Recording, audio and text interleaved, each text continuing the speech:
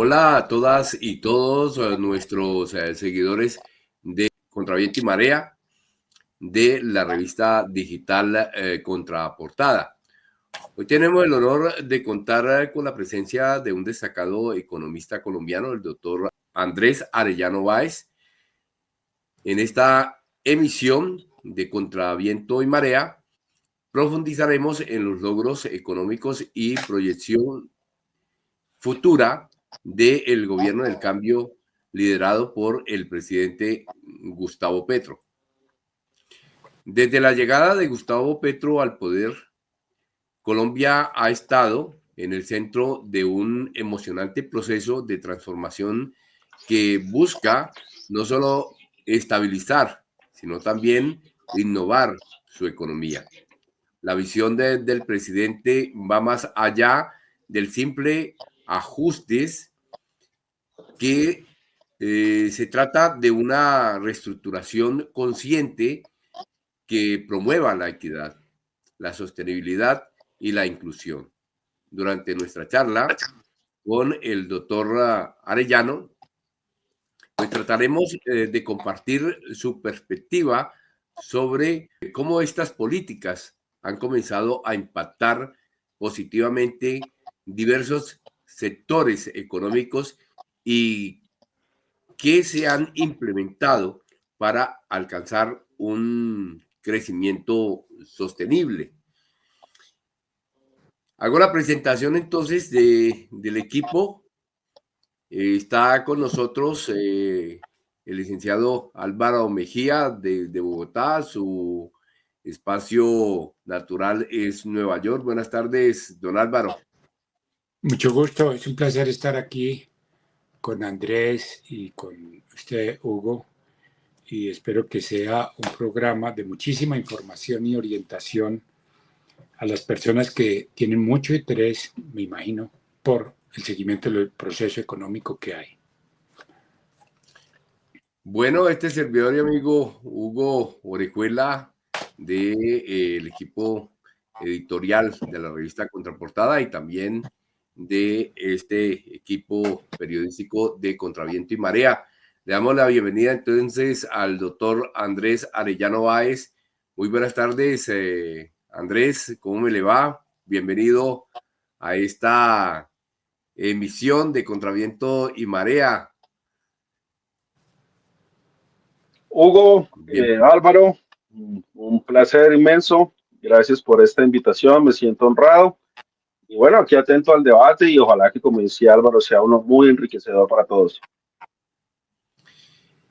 Bueno, vamos a hablar sobre estos logros económicos que ha tenido este gobierno del cambio en estos 2 años y medio de gobierno. ¿Cuáles considera que han sido los cambios más significativos en la política económica desde la llegada del presidente Petro?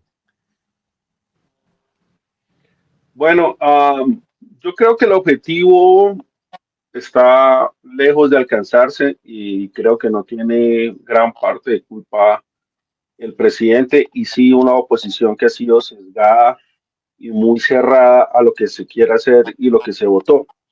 El logro grande sería cambiar un modelo económico que algunos consideramos o debatimos está agotado. Está agotado y hace peligrar profundamente el futuro de Colombia. Entonces, lo primero que uno podría decir es lo siguiente. Colombia, desde el gobierno Pastrana y el Código Minero y por fuerzas de los hechos, se convirtió en un país minero energético. Uno, en teoría económica, podría llamar eso un modelo agroexportador, pero en el caso de nosotros es minero exportador, porque hasta el agro lo destruimos con eso. Eh, la minería, los hidrocarburos, hacen parte de un rubro que todos conocemos como recursos no renovables. Es decir, todos sabemos que el petróleo y el carbón se agotan y por lo tanto se imposibilita venderlos, exportarlos. Colombia, sin tener la riqueza minera necesaria, sin tener la riqueza petrolera necesaria, decidió convertirse en un país dependiente del petróleo y del carbón. ¿Qué quiero decir con que no es necesaria? Explotar carbón y petróleo, económicamente hablando, en la parte ambiental se la dijo al presidente, pero económicamente hablando, trae consecuencias muy marcadas que en la literatura se conoce como enfermedad holandesa, pero que el término global es maldición de los recursos naturales. No es el espacio para profundizar sobre el asunto, pero en general la explotación minera y petrolera afecta a la industria, generalmente la destruye, ¿sí? Y si miramos los países petroleros del mundo, los grandes, pues ninguno tiene o sea, la gran mayoría no tienen una poderosa industria. Por el contrario, son dependientes del carbón y del petróleo. Uno podría decir que, por ejemplo, en el caso de Rusia hay una excepción, en el caso de Noruega una excepción, y en el caso de Estados Unidos hay una excepción. ¿Por qué esa excepción en esos países? Porque no dependen de eso. Son grandes exportadores, o sea, son grandes productores, grandes exportadores también, no en el caso de Estados Unidos, de los otros dos sí, pero no dependen de ese sector. En cambio, los países que son petroleros y dependen de ese sector, sus sectores industriales son muy pequeños, muy mínimos, en gran parte destruidos. En ese sentido, el presidente dice, pues tenemos que cambiar esto, porque evidentemente como no son renovables, en algún momento se van a acabar. Y si se acabaran, pues no tenemos industria, no tenemos agro, entonces, ¿qué hacemos? En ese escenario, pues sería la acabose de la economía nacional, sería la acabose del país. Entonces él dice, no podemos esperar a que se acabe realmente, no podemos esperar a que ya se agote el carbón y el petróleo para hacer los cambios, toca hacerlos ya. Que ya estamos viendo que tanto la demanda como la capacidad de oferta de Colombia está disminuyendo. Entonces empieza a invertir en el agro, ¿sí? Empieza a inyectar en el turismo y lamentablemente se queda corto en la industria, aunque hay una política de reindustrialización muy marcada, muy bien dirigida, que dejó el exministro Maña, que para mí era el mejor del gobierno, pero bueno, se ha afectado por la tasa de interés y pretende hacer ese cambio. Después de 3 años o 2 años y medio, como usted dijo muy bien, eh, este enero se empiezan a notar los cambios. Entonces ya las cifras de turismo son superiores en cuanto a ingreso de divisas que al carbón, por ejemplo. Entonces se está logrando eso. Ya el sector, los crecimientos económicos empiezan a recuperarse. Teníamos un 0,6, ahora es 1,7, y eso es un crecimiento de un año al otro considerable. Es casi 3 veces lo que sucedió. Las cifras del DANE muestran que las empresas se están reactivando, que el consumo se está reactivando y que ese consumo se está transformando incluso en una inversión por parte de los empresarios. Ellos lo llaman formación bruta de capital. Es decir, la gente está viendo que la cosa está cogiendo ritmo positivo y dice, es hora de invertir en Colombia, es hora de invertir en nuestras empresas. El año pasado, no he visto ese informe, solo vi el titular, hubo un récord de empresas activas en el país. Y pues todos vimos al final de año en videos la plaza de Villalba y Ballena, Pasto que no le cabía a nadie, la tarifa hotelera del 96% en Santa Marta, cambios notables en el sentido de que se está invirtiendo en el país, se está mejorando los sectores del país, pero a la par se está haciendo que esa riqueza nueva generada tenga un efecto de redistribución en la clase trabajadora a través de las mejoras en el salario real, que a mi gusto son bajas, pero son reales y hay que celebrarlas. Y ojalá se complemente con esta consulta popular a favor de la reforma laboral. Entonces, el cambio, o sea, el gran logro del gobierno es ir sentando las bases para cambiar un modelo económico que es exportador minero energético, en gran parte especulativo. ¿Por qué digo en gran parte especulativo? Porque dependemos del precio internacional, que nosotros no tenemos nada que ver a la hora de ponerlo. Entonces, si es un buen precio, estamos en bonanza; si es un mal precio, estamos en crisis. Y no tiene nada que ver con nuestra realidad económica. Es el precio que nos pongan al exterior.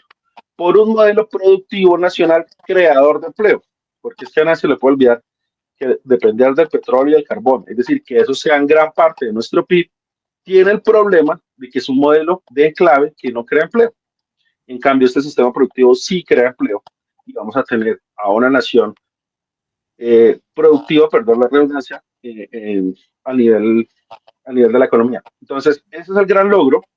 Se ha venido logrando, podría ser mejor, por supuesto, pero pues hay que ver el país que le tocó gobernar. Y creo que el 2025, para ir adelantando una pregunta que seguramente más adelante me van a hacer, va a ser el año de consolidación del proyecto progresista. Si nada extraordinario pasa, la tendencia indicaría que a final de año vamos a tener una economía muchísimo mejor de la que hemos tenido en mucho tiempo. Álvaro Mejía.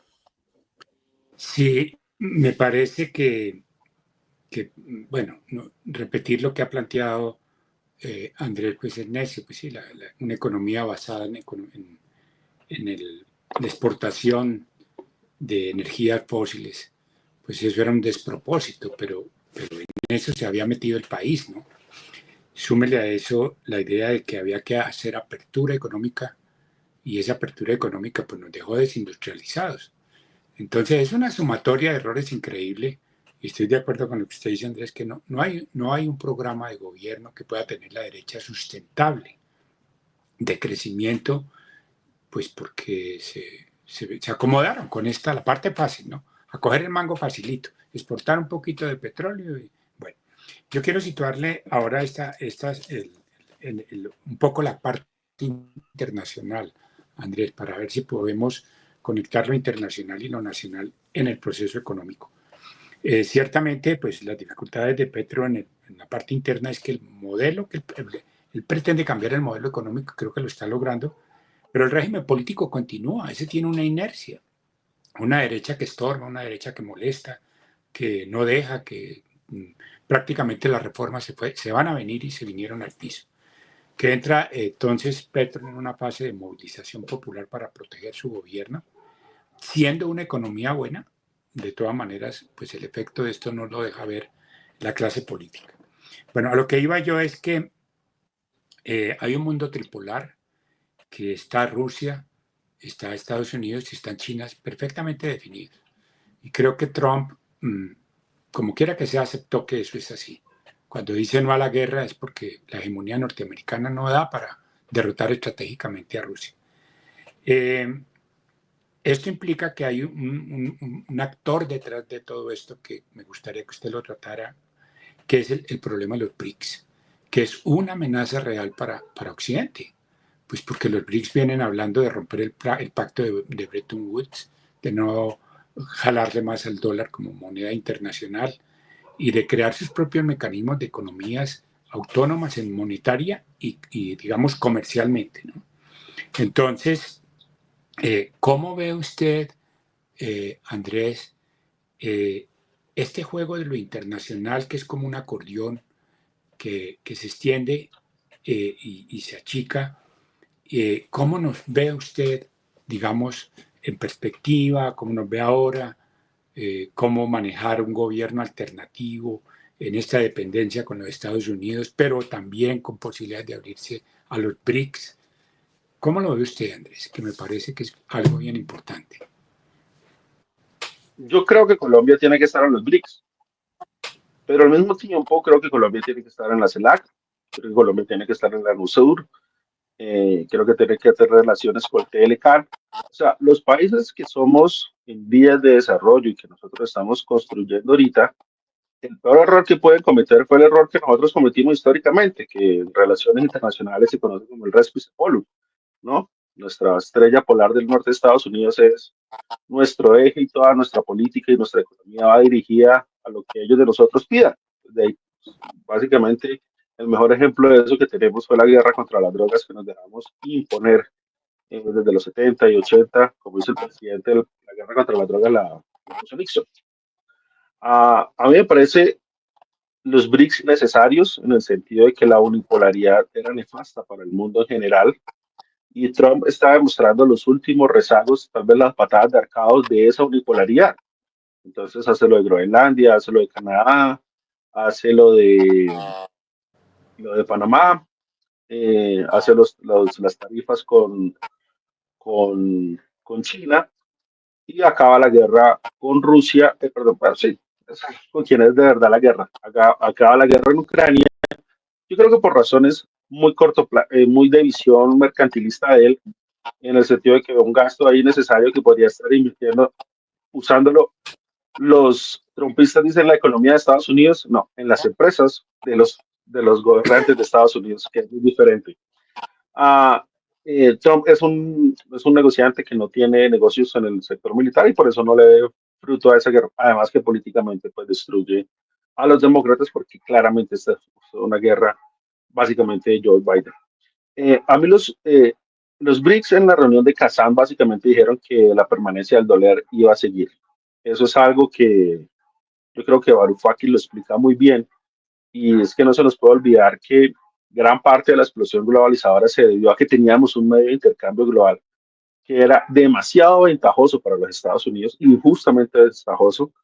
El ministro de Gaulle Descargar lo denominaba el privilegio exorbitante, y así es. Pero en su contraparte, podríamos decir, permitió el funcionamiento del comercio global, el hecho de que nosotros podamos venderle hoy a Kazajistán lo que sea y tengamos una moneda para intercambiar, pues es un avance en cuanto al comercio.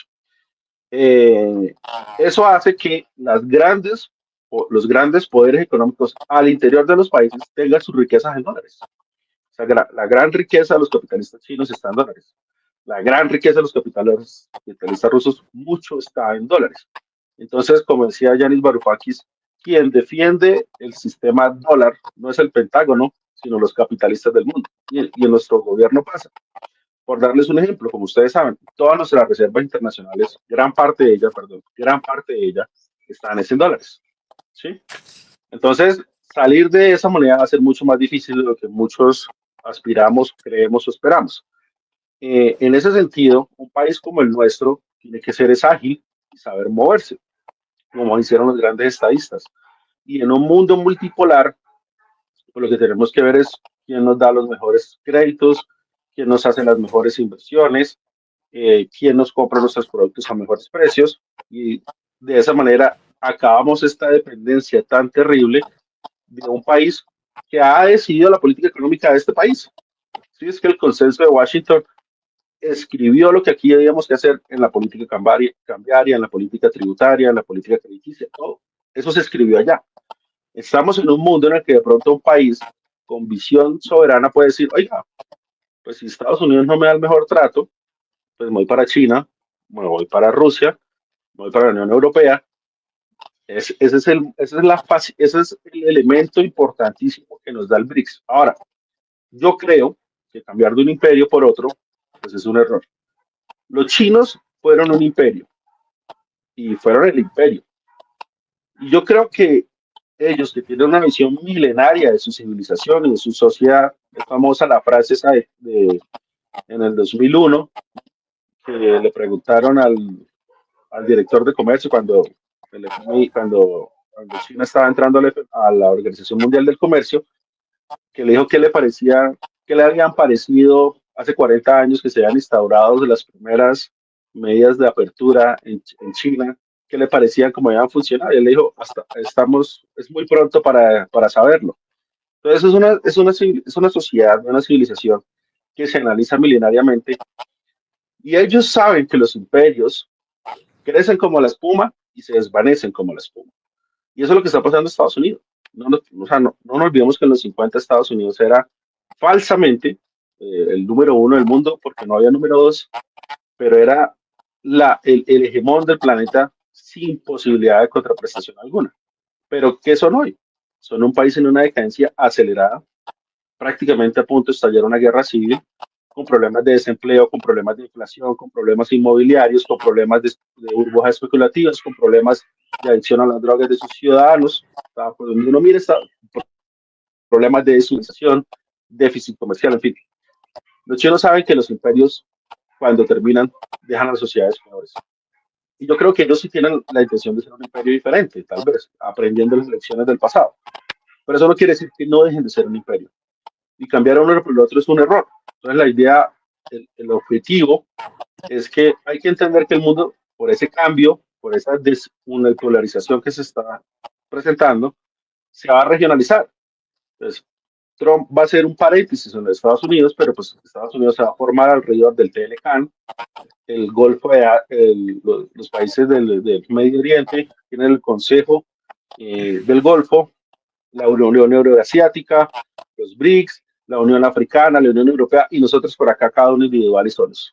Hay que restaurar las organizaciones regionales como la UNASUR, como la CELAC, y desde ahí interactuar con un mundo unipolar. El gran error, dentro de muchos errores de la política internacional colombiana, fue nuestra dependencia estricta de los Estados Unidos, y eso es lo que tenemos que cambiar. Nos pasó con las vacunas.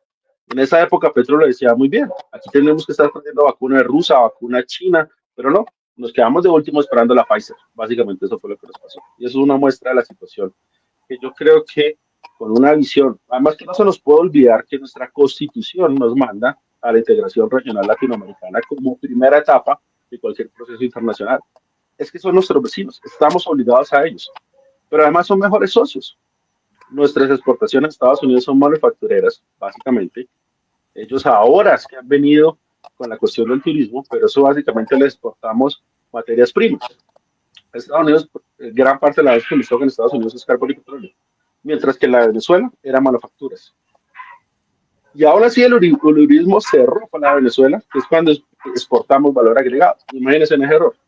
Entonces yo creo que la visión progresista debe ser hacia la regionalización, que es obligada, porque Venezuela no se va a poder ir de ahí, Panamá no se va a poder ir de ahí, Ecuador, Perú, ellos tenemos que solidificar eso.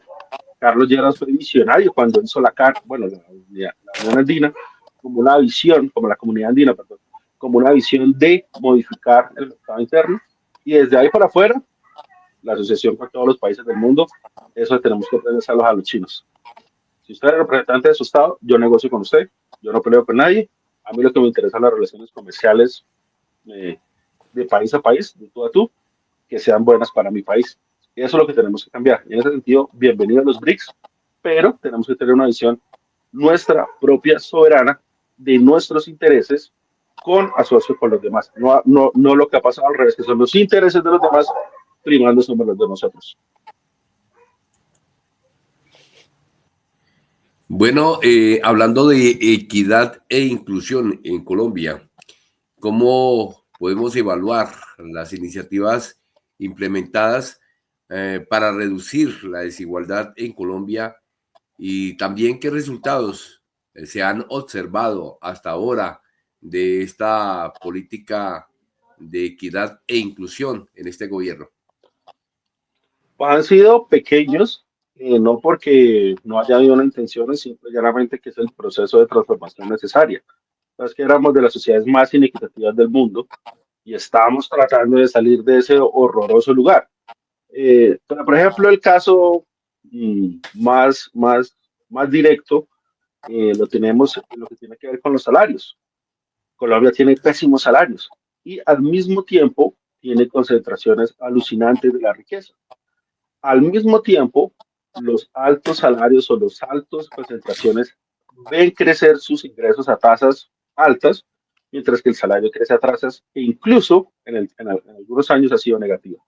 En ese sentido, pues es evidente que la mejora en los salarios, del salario mínimo real, que yo creo, invito, propongo sea mucho más alta, pues ataca uno de los grandes problemas de la inequidad en Colombia, que son la distribución de los ingresos, que son bajos, son muy ineficientes desde el punto de vista de que no promueven la actividad económica. Si usted concentra todo en un polo, pues ese polo en algún momento se queda sin nada que comprar, por decirlo en términos muy básicos. O sea, si mañana le damos $1.000.000 a Luis Carlos Sarmiento Angulo, pues va a coger esa plata y la va a ahorrar, porque él no necesita comprar nada.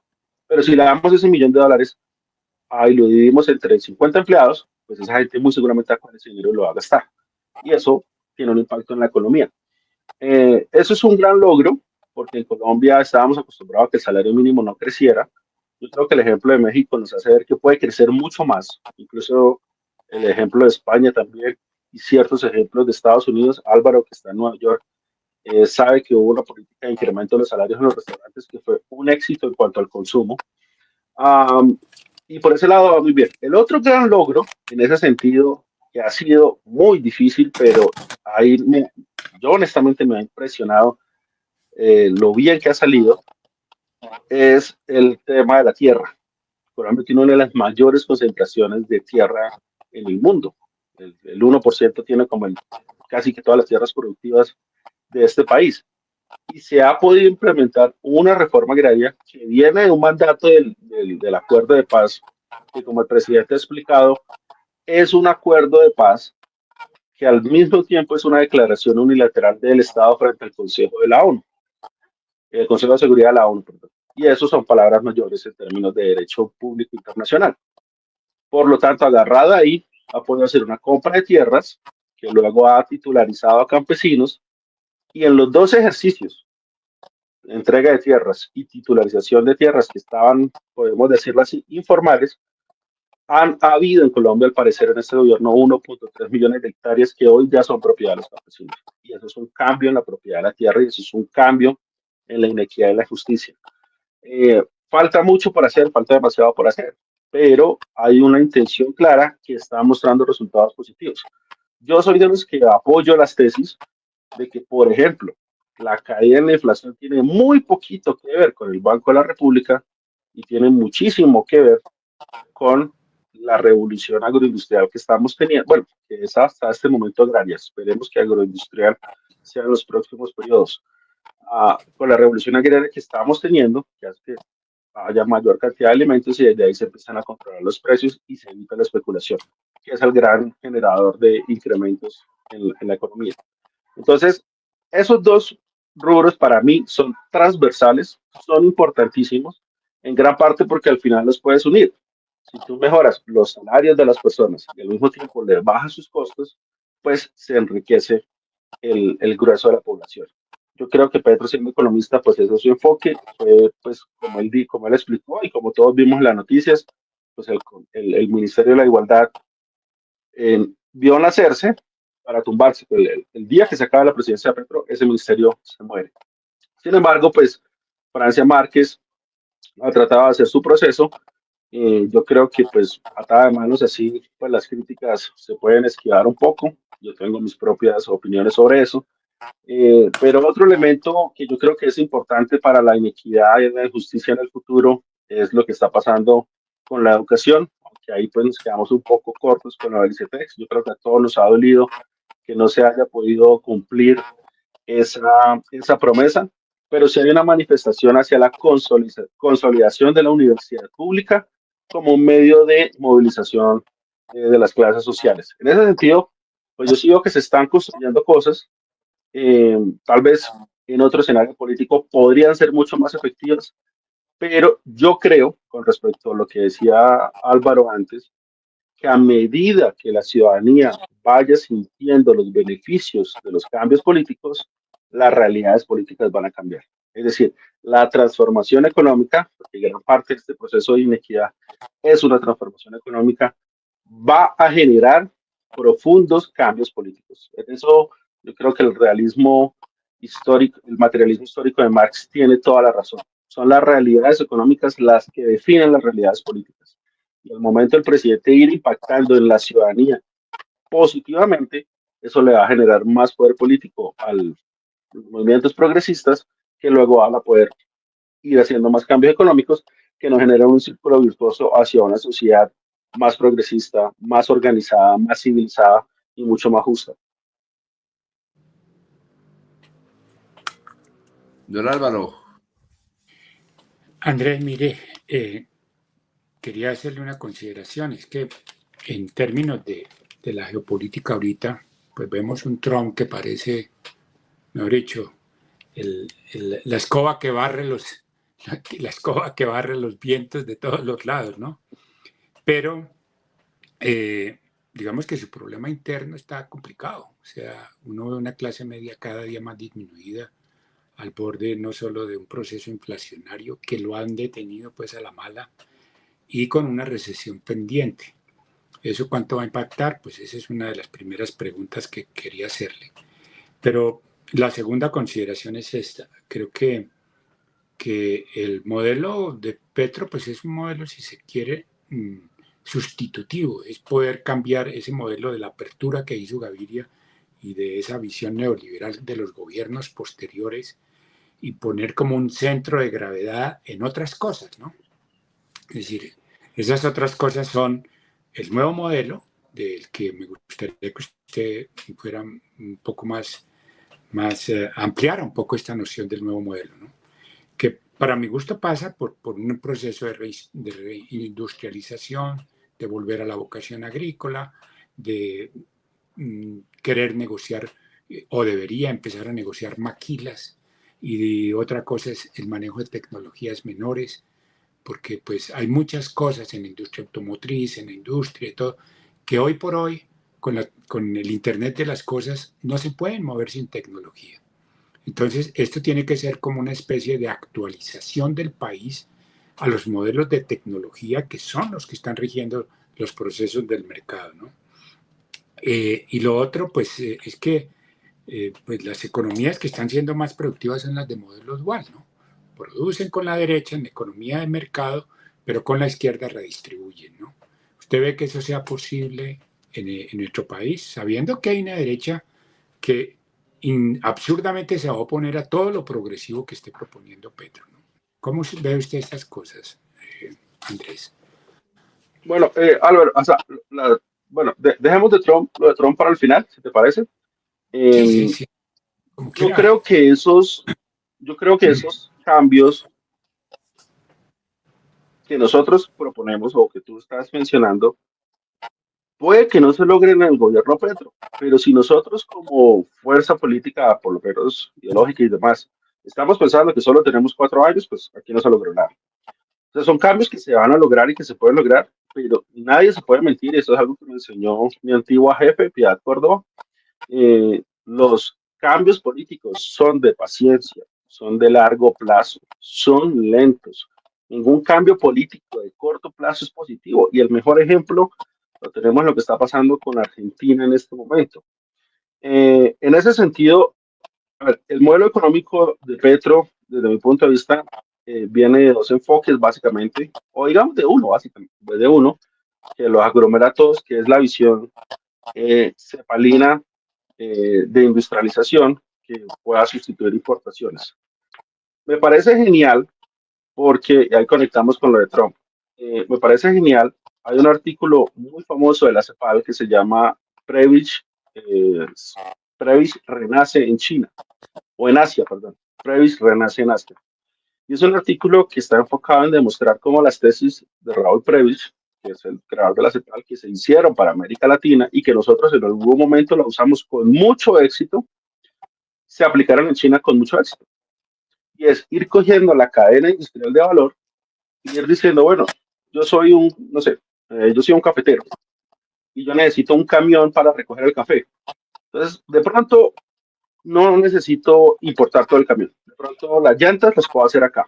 Y luego me doy cuenta que de pronto el cuero del camión también lo puedo hacer. Y de pronto la parte de atrás, o sea, ir en la cadena de valor, ir industrializándola por tecnología nacional. Eso porque es importante, porque a nosotros nos pasó lo contrario.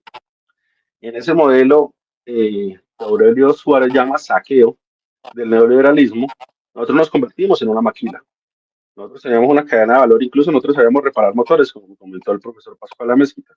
Y entonces empezamos a cambiar todo por importación y al final nos quedamos aquí como menos unidores de materias primas, que básicamente somos una maquila para exportar. Ahora, hay algo importante, yo sé que Álvaro lo sabe, yo sé que Hugo lo sabe.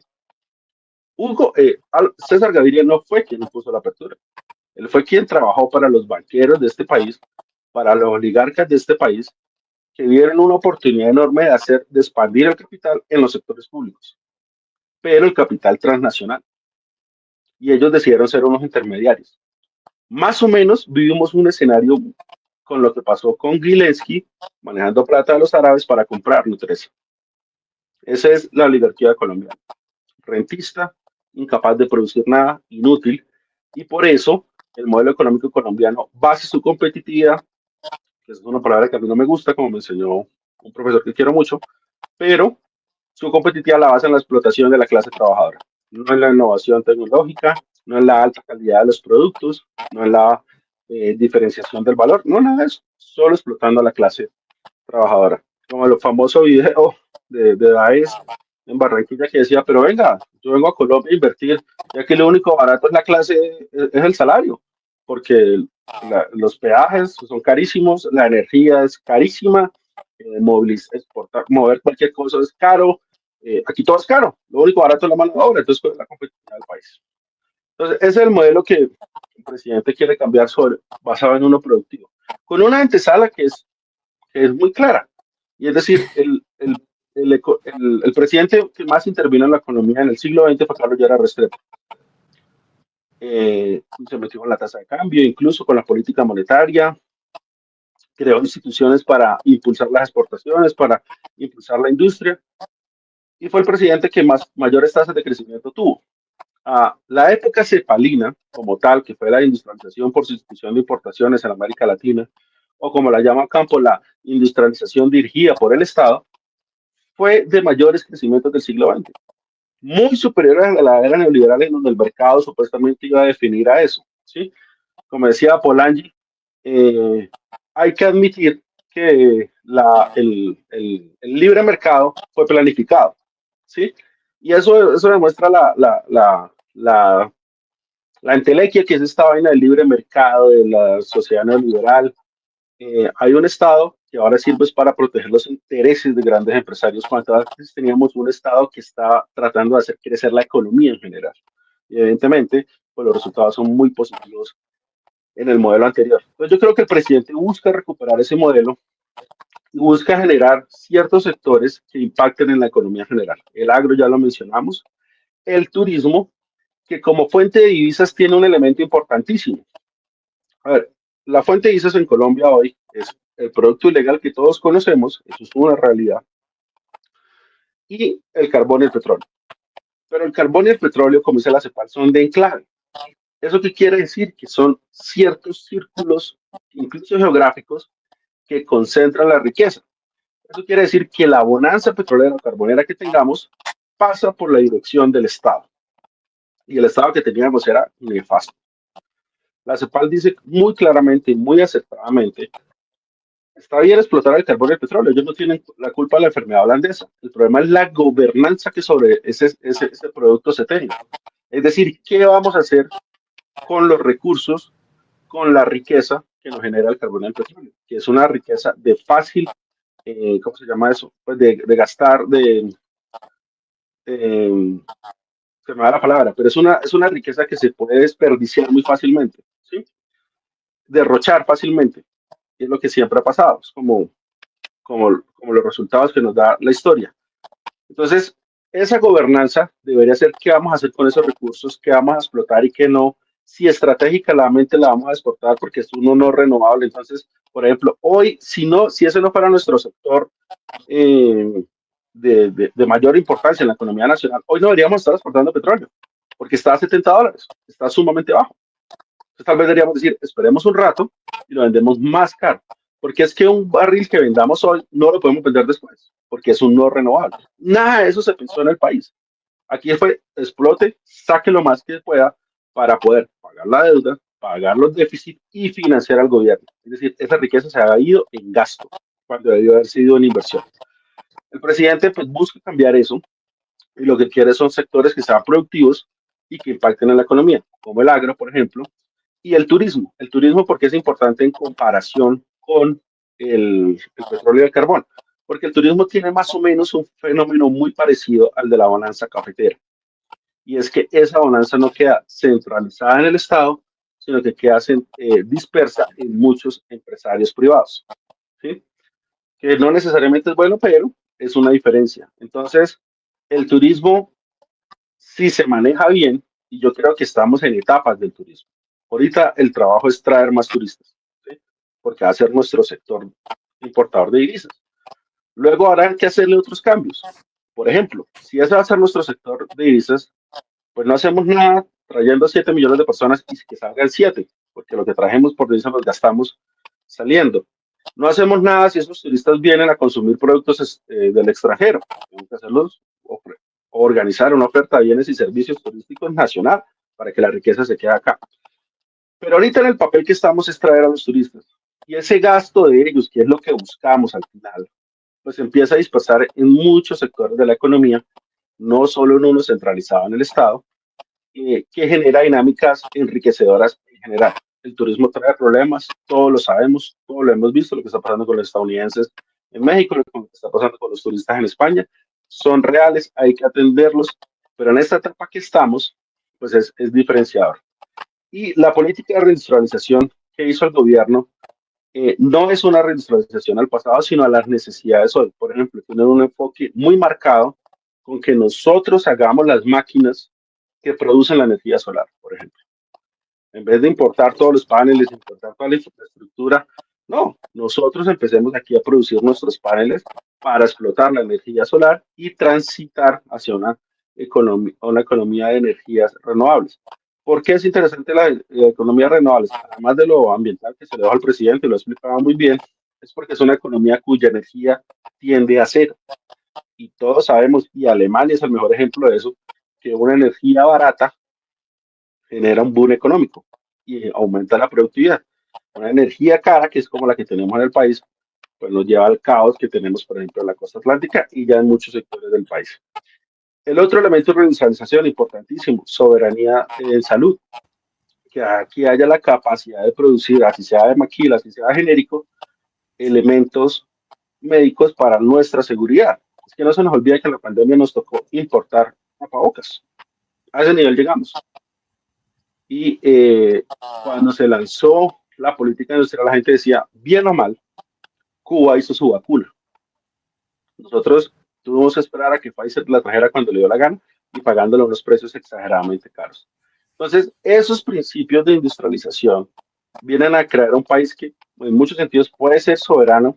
Es que un país sin salud, sin alimentación, pues es un país que no es soberano, es un país que es colonia. Y esos son los cambios trascendentales del modelo. Ahora, con Trump, ¿cómo conecta esto? Trump está haciendo de la peor manera, eso sí, de una manera totalmente errada, mucho de lo que nosotros debimos haber hecho en la época neoliberal, en los 90. Y es que cuando hay un país, una potencia exportadora tan abismal como China, usted tiene que cerrar su industria y protegerse. Pero hay que saberlo saber, hay que saberlo hacer. Él quiere que mañana todas las fronteras comerciales se cierren y que todo el mundo empiece a producir en Estados Unidos todo. Eso es una catástrofe. Es una catástrofe en cierres. Y ya lo están viendo. Ya los mercados están cayendo porque ya no se aguanta más el discurso de él. Ya las empresas no saben qué hacer, honestamente. Pero él está haciendo lo que nosotros debimos haber hecho acá. Y nuestra potencia exportadora era Estados Unidos. Nosotros debimos habernos protegido de ellos frente a lo que aquí había, que se destruyó garrafalmente. En el caso de Trump es diferente porque la desindustrialización de ese país ya se hizo, ya pasó. Y fue por una tercerización que nadie nos obligó. Ellos inventaron el outsourcing a los países asiáticos y a las maquilas mexicanas, en Sonora y demás. Entonces, no hay manera, yo lo tengo en un video que fue uno de mis más vistos, de que Trump abandone la Casa Blanca sin una inmensa crisis financiera. No hay manera, se le tiene que estallar por algún lado. La burbuja de la inteligencia artificial, el problema que hubo con el sector inmobiliario, los bonos del tesoro que llevaron a Silicon Bank y a todos estos bancos a la quiebra y que hoy hay muchísimos que están todavía a términos de vencer, que los tuvo que rescatar el Estado y pues, se tuvo que ahogar con esa deuda. Entonces, por donde uno mire, además de la espantosa concentración de la riqueza, por donde uno mire, tiene que estallarse una crisis por algún lado. Y creo que él está haciendo lo peor para que esa crisis se empeore. Un ejemplo, un paréntesis. La visión de Trump demuestra que una cosa es hacer negocios. Yo creo que Trump es un pésimo negociante, pero démosle esa realidad a los aficionados de Trump. Digamos que Trump es un excelente negociante, un excelente empresario. Yo creo que no, pero digamos que sí. Eso demuestra una vez más, una millonésima vez más, que una cosa es hacer negocios y otra cosa es la economía. Son dos cosas muy diferentes. Que los negocios hagan parte de la economía es cierto, pero son dos cosas diferentes. Y lo que Trump está demostrando es que no sabe manejar la economía de un país, porque tiene una visión de negocios. Y el mejor ejemplo fue lo que pasó con Chevron en Venezuela. Sacar a Chevron de Venezuela por tratar de meter a ExxonMobil allá le significó a Estados Unidos perder 400,000 barriles de 400,000 barriles de petróleo al día que estaba sacando Chevron de allá. hizo subir la gasolina al otro día que pasó eso. Al otro día que pasó eso, subió la gasolina en ese país y al parecer, eso queda por ahora, eh, no tiene ningún interés en Venezuela que vuelva a Chevron, porque esos barriles que sacaba Chevron de Venezuela no eran para pagarle, no le generaban plata a Venezuela. Eso es algo que lo que se ha hablado poco. Esos barriles eran una forma de pago a las deudas que tiene Venezuela. Pues entonces comienzan los venezolanos. O sea, pues, si usted no quiere que yo le pague, pues no le pago. Así de sencillo. Váyase tranquilo. Que esos barriles sigan acá y nosotros los vamos a explotar. Entonces, esa visión comercial mercantilista tan básica de, es que aquí hago un mejor negocio, entonces trato de hacerlo. Algunas veces le va a salir bien, pero la mayoría de veces le va a salir mal. Y hoy se está viendo. Trump prometió que Estados Unidos va a ser la economía más grande del mundo, la tiene de para atrás. Que el mercado bursátil iba a ser el mejor del mundo, lo tiene de para atrás. Que iba a ser el centro del Bitcoin del mundo, ha perdido como $30,000 por Bitcoin desde que llegó. No hay por dónde agarrarlo. Él dice, no, es momentáneo y luego vamos a crecer mucho más. Esa es la promesa de los que dicen que, de todos los que llevan el país a la acabose, que teníamos ahí el ejemplo de Milei en Argentina, con sus representantes aquí en Colombia, que esperemos que nunca lleguen, ¿no? Que todos sabemos quiénes son.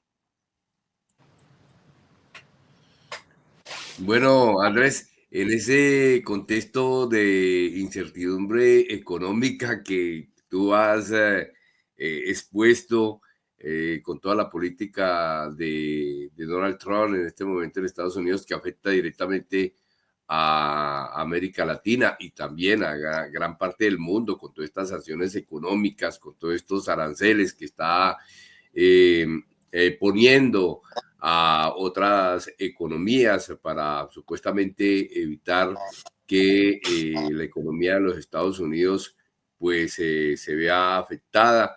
En fin, ¿cuáles serían los desafíos que enfrentaría Colombia ante este panorama global? Pues yo creo que el desafío es el de siempre, y es el mercado interno. Yo soy de los creyentes fervorosos de que un poderoso mercado interno es la mejor manera de protegernos frente a los demás. Ah, mire, las potencias portadoras de nuestra era, ¿quiénes han sido? De nuestra era en los años que hemos vivido. Uno diría que Japón, Taiwán, Corea del Sur y China. Japón en los 80 se estaba comiendo a Estados Unidos en cuanto al déficit comercial. Todos recordamos esa época, todos los japoneses eran lo mejor, hasta fueron a comprar estudios de cine, Sony terminó comprando a Coca-Cola Columbia y demás, o sea, fue una época impresionante de ese país. Y Estados Unidos, como imperio, fue a Tokio, firmó los acuerdos de plaza y básicamente dijo, Japón, usted no va a poder exportar más. Yo sé que suena como exagerado, pero esos son los acuerdos de plaza. Le dijo a Japón, usted no me puede exportar más, usted no me puede vender más, y es más, tiene que empezar a comprarme. Eso pasó. China fue una potencia exportadora brutal, uh, y le pasó lo mismo. En 2014, 2015 viene en una guerra comercial con Estados Unidos, que se nos olvida, pero fue Obama quien empezó a poner las primeras complicaciones al comercio sino-americano. Luego las incrementó Trump, luego las incrementó Biden y ahora las verifica de nuevo Trump. ¿Y qué dice China? Bueno, empecemos a pagar mejores salarios acá, empecemos a pagar mejor a nuestra gente para que el mercado interno reemplace el exterior. Yo creo que la base de una economía poderosa es su mercado interno, que sus empresarios tengan la capacidad de vender en el mercado interno sin que sea el sector exportador un plus o un adicional. Y en ese sentido yo creo que es el reto que estamos viendo hoy desde el presidente, desde el gobierno, y que pues no lo vamos a levantar en 4 años, hay que seguir haciéndolo crecer. El gran aliado comercial de Estados Unidos es México, todos lo sabemos. Y siempre hemos tenido la visión de que la dependencia de México de Estados Unidos es absoluta. Bueno, gracias a López Obrador los salarios mexicanos mejoraron demasiado. Y en esta época de guerra entre Sheinbaum y México y Estados Unidos, o bueno, Sheinbaum y Trump, todas las asociaciones empresariales de México dijeron a Sheinbaum, estamos con usted. Si tenemos que cerrar fronteras, si tenemos que cerrar negocios, ciérralos, acábelos, estamos con usted. ¿Por qué? pues por un amor patrio que a nosotros nos falta mucho, sin duda alguna, eso tiene un valor importante, pero otro también es que están viendo que ellos tienen un mercado interno que a medida que vaya creciendo, que se vaya solidificando, que se vaya empoderando, al que pueden acudir. Y ese mercado interno es por definición estable, mientras que el mercado interno es por definición inestable. Nosotros nos comimos el cuento de que nuestro futuro está en el mercado externo. Nunca lo hemos conquistado, hemos firmado TLC con todas las potencias y nada de eso nos ha servido. Y mientras tanto hemos abandonado el mercado interno. Y el mercado interno es el que nos daría la estabilidad y la fortaleza para crecer en el tiempo. Entonces yo creo que ese es el gran reto de este país y de todos, fortalecer su mercado interno y que el comercio sea una actividad adicional, porque eso es lo que da estabilidad. De resto, y más cada vez más en la geopolítica mundial nos damos cuenta que o estalla una guerra, o que aparece un virus, o que se cae un mercado, algo pasa y todo se afecta. En cambio, el mercado interno es más controlable, es más estable, nos da más regularidad y eso es lo más importante para las empresas. Bueno, para las economías en general, para los trabajadores también. Qué bueno tener una empresa que no se cayó porque por allá en Asia pasó una catástrofe. No, es mejor tener la estabilidad del mercado interno, que no es tan grande como el mercado mundial, por supuesto, eso lo sabemos, pero que nos da esa estabilidad que muchas veces es más valiosa. Ese es el reto, sin duda alguna. Don Álvaro Mejía. Mire, me gusta mucho su enfoque de que haya una economía interna sólida, creciente, diversa y plural en el sentido de los mercados externos. Es decir, creo que todo eso ese recetario suyo me gusta porque pues es de la imaginación, pero es de la realidad. Se puede hacer. No estamos hablando de saltos al vacío, de grandes cosas, no, sino volver a nuestra economía, a nuestra vocación agrícola, reindustrializar, hacer un modelo sustitutivo, etcétera. Pero en esa línea quería preguntarle, se cae la reforma laboral y era una reforma pues que era reivindicativa en el sentido de devolver derechos adquiridos que se retiraron de la peor manera, una visión neoliberal, pero es más que neoliberal, es una visión pobre, es una visión de que como somos rentistas, ¿para qué elevamos los precios si la tenemos que comer es todas un sector de la población? Entonces, pues me gustaría escuchar como qué tanto de verdad la reforma laboral es imprescindible. Obviamente no, yo creo que sí es imprescindible, pero ¿cómo la descifra usted? ¿Cómo podemos entenderla mejor? Aquí me permito contarles una incidencia a Hugo Álvarez y al honorable que nos esté escuchando. Yo llegué a trabajar con la senadora Piedad Córdoba precisamente por la necesidad que ella tenía de analizar las reformas en la Comisión Séptima del Senado, que tenía la necesidad de la reforma a la salud, la reforma pensional y la reforma del trabajo. En esa época de la bancada del pacto se sentía que había un error, y es que el gobierno pasó todo al tiempo, y decíamos, o sea, es mucho lo que hay que por abarcar, defender, discutir. De pronto la derecha por ese lado nos puede avasallar, que en gran parte fue lo que pasó. Y en una reunión personal con la senadora que llevó esa visión allá, yo le dije a ella, la que tenemos que sacrificar es la laboral. No porque sea la menos importante. De hecho, para mí es la más importante. La reforma laboral es la más importante de las reformas del presidente Petro, en cuanto al modelo económico y demás. Ya en caso personal, alguno dirá, no, pues a mí me interesa más la salud porque me estoy muriendo. Bueno, pero en general, dentro del modelo económico, la reforma más importante es la reforma laboral. Yo le dije, es la que tenemos que dejar hundir porque es la que nunca van a dejar pasar.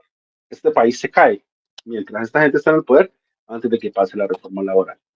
Porque como usted muy bien lo dice, Álvaro, la base del modelo económico colombiano es la explotación del trabajador. De ahí viene su riqueza. Y si pasa esa reforma laboral, se empieza a afectar eso directamente, ¿sí? Y en ese sentido, la reforma laboral, pues no es imprescindible porque hemos vivido sin ella todo el tiempo, pero es cierto que tampoco nos va a llevar a ninguna catástrofe. Y la mejor manera de demostrarlo es que esta reforma laboral está conformada por derechos que teníamos antes. Entonces la pregunta es obvia. cómo hacían los empresarios antes que ganaban menos para pagar lo que hoy supuestamente no se puede pagar. Pues es mentira. Sí se puede, claramente. Es que no se nos olvide que llevamos 3 diciembres seguidos diciendo los centros de pensamiento, los economistas, que todos los medios van, que enero va a empezar una subida de precios impresionante porque el salario subió. Y pues hasta ahora hemos subido el salario 3 veces en términos reales y la inflación sigue bajando y el desempleo sigue bajando. Entonces por ahí no va el asunto. La reforma laboral es necesaria desde un punto de vista humano, por supuesto, porque tenemos que identificar a la clase trabajadora, pero también desde un punto de vista de otro tipo de economistas, que es lo que yo he dicho. Como ustedes saben, mi página se llama Otra República porque es que yo creo que hay que refrendar este Estado en muchos sentidos y por lo menos en instituciones económicas.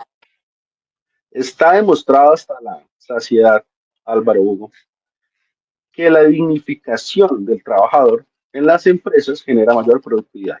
Yo sé que esto ustedes lo saben. Cuando se probó las jornadas de 4 días en vez de 5, mejoró la productividad de las empresas. Cuando mejoró los espacios de dispersión, no digamos de entretenimiento, pero sí de descanso de los trabajadores durante la jornada diaria, mejoró la productividad de las empresas. Cuando mejoraron las condiciones de transporte de los trabajadores hacia las empresas, mejoró la productividad de las empresas. Entonces es una especie de inversión la reforma laboral, ¿sí?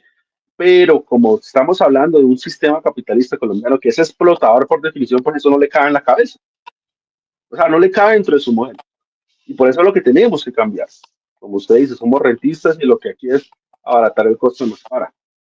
Los que tenemos tendencias o los que hemos estudiado Marx, tenemos muy claro que en el sistema capitalista la explotación del trabajador es una necesidad del sistema. No hay de otra manera para ellos, ¿sí? Porque la plusvalía es lo que genera la riqueza. En ese sentido, mientras esté en el poder, eso no va a suceder. Esa es mi visión. Y yo voy a salir a marchar el 18 y yo invito a todo el mundo que salga a marchar y voy a hacer un video que todos salgamos a marchar. Porque la única forma que tenemos que cambiar este país, y en esto soy muy certero, es convirtiendo a la clase trabajadora en un factor real de poder, que sea capaz de imponer leyes en este país. Porque es claro, y el presidente lo ha dicho todo el tiempo, aquí no está el poder. Aquí no está el poder, en la casa de Nariño no está el poder. Esto es un lugar de donde duerme el presidente, pero el poder está en otras instancias. Y esos son los factores reales del poder. Los medios de comunicación, los grupos económicos, el Banco de la República, que tenemos que recuperarlo. Bueno, todos esos espacios están copados por la derecha. Y nosotros tenemos que ser como clase trabajadora un factor real de poder que sea capaz de imponer. Si nosotros a través de la movilización y la consulta logramos que la reforma laboral pase y la reforma a la salud pase, una nueva democracia en Colombia es ya una realidad. Y por eso hay que invitar a salir a la gente a salir. La reforma laboral puede ser perfectamente financiable y sostenible en la economía colombiana. Eso lo sostengo aquí a Júpiter. Lo único que estamos evitando es que en un sector de la sociedad, que son los capitalistas, se quede la gran mayoría de la riqueza y que un poco de esa se redistribuya eficientemente, productivamente hacia la clase trabajadora, que fue quien produjo esa riqueza. Entonces, en ese sentido, podemos vivir sin ella, sí, pero vamos a vivir mucho mejor con ella. Y eso vale la pena luchar. Por eso vale la pena luchar. Bueno, precisamente esa es una pregunta prácticamente obligatoria aquí en esta entrevista y es algo que tú tocaste ahora sobre la cuestión de esa propuesta que ha hecho el presidente Gustavo Petro en el día de ayer de hacer una consulta popular para la aprobación de las reformas que pues han sido prácticamente nungueadas por los sectores de derecha en el Congreso de la República. Vemos cómo reformas que han sido aprobadas resulta que están siendo atacadas en la Corte Constitucional y en otras cortes para ser derribadas, o sea, bajar prácticamente estas reformas como ha pasado con la reforma pensional y en este caso pues con la reforma laboral que sectores en el Congreso pues la han archivado. Bueno, pero ¿cuál es el papel digamos así, de los ciudadanos. ¿Qué pueden hacer los ciudadanos para ser parte activa de estos cambios económicos, asegurar la efectividad de estas políticas que pues se deben implementar, que están tratando de implementarse, de aprobarse, pero que pues estos sectores no lo han permitido? Bueno, yo creo que es una pregunta mucho más profunda de lo que uno creería, lo que a primera vista parecería, mi querido Hugo.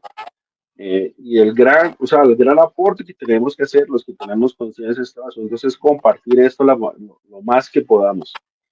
Mm, el presidente llama a la consulta porque con el Congreso no hay nada que hacer y es la segunda vez que corta relaciones con el Congreso. La otra vez fue con otra barbaridad que cometieron, que pues al país, yo no sé, tal vez no le presté atención, pero tumbar la ley de financiamiento fue una barbaridad de parte del Congreso. Y ahora tumban esta reforma que es una barbaridad también.